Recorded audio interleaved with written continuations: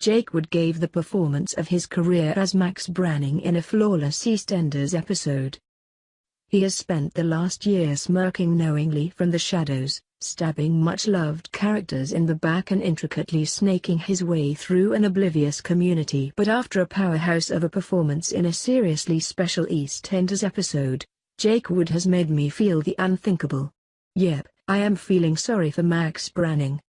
He has done some pretty wicked things since he returned from prison, from having young Matthew taken away from Jack and breaking Carmel's heart through to leaving Jane to burn to death and depriving the Carters of their livelihood. It was fair to say that May had considered Max an irredeemable character and one that had overstepped that invisible but very much their soap line of what is acceptable and what puts a shelf life on a character. But in a standalone episode which focused on the Branning situation closely, the tide was turned and we were reminded of what we may have forgotten over the past 11 months. Max's motive for revenge still hurts him as much as ever, and we felt it as Jake worked his way through the destroyed psychosis of his damaged character. Beneath the smirking, conniving and often intimidating villain lies a vulnerable and broken man, aching from the betrayal of those he trusted, fractured from what he endured in prison and covered head to toe in emotional and physical scars. Max isn't the cocky businessman with a bit of a swagger and a roving eye that we once knew. Max is once again the character we only ever heard about.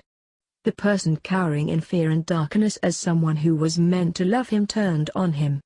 The character development of Max has been sublime, and although the build-up to this may have been frustrating in terms of pacing at times, the payoff is incredible and we are still only scratching the surface. This week has been prime EastEnders, raw, hard-hitting, dialogue and character-led drama, and tonight's episode was the cherry on top. The pure agony behind Jake's performance as Max was captivating and gripping. He spouted some absolute bile to his family members, but we could see the root of it.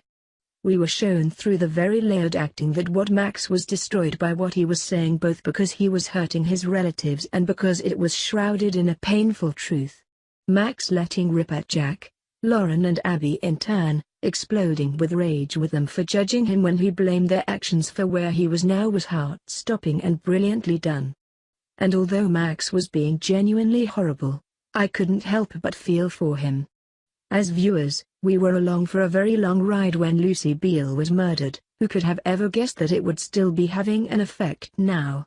Very often as soaps press, we are sold stories that say life will be changed forever, but in this scenario, it has never been truer.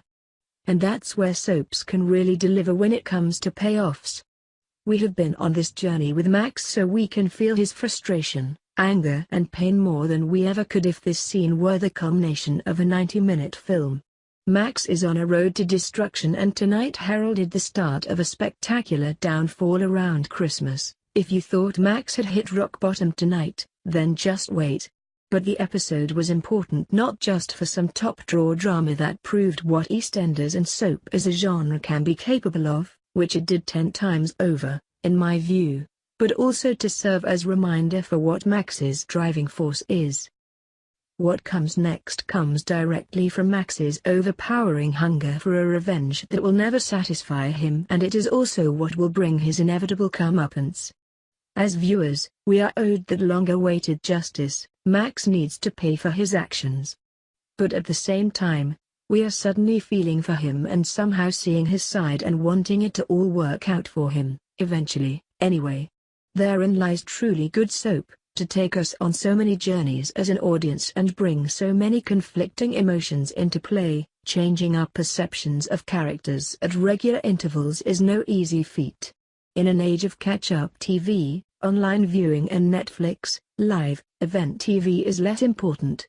It is becoming rarer and rarer to find a TV episode that will be one of those you file away under, will be remembered for some time to come. But this is most definitely up there. And not just because of Jake.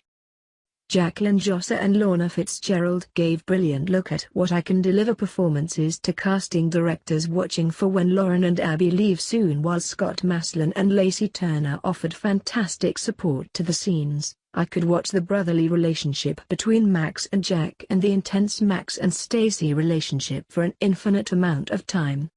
On top of all of that, the major star of the episode has to be writer Simon Ashdown. Whenever you see his name attributed to a big episode, you just know something special is afoot. Think the live episode or the DVD reveal. Simon's adoration for the dysfunctional Branning family was evident in the lovingly crafted script. This wasn't an episode just dealing with the here and now but confronting the many moments in the clan's history that brought them to this point. From Lauren turning on Stacy to blame her for everything to references to Tanya, Bradley and Max's relationship with his late dad, Jim, the dialogue was fantastic and it gave the audience a much deeper experience than Lauren and Abby react to the James Wilmot Brown plot. Within minutes, it was no longer about the fact that Max had scammed Albert Square, it became about the relationships he has with his kids and his brother that have slowly been wrecked and chipped away at over years. This was the beginning of one of EastEnders' most powerful payoffs in a long time. And if this is a taste of what we have to look forward to, bring it on.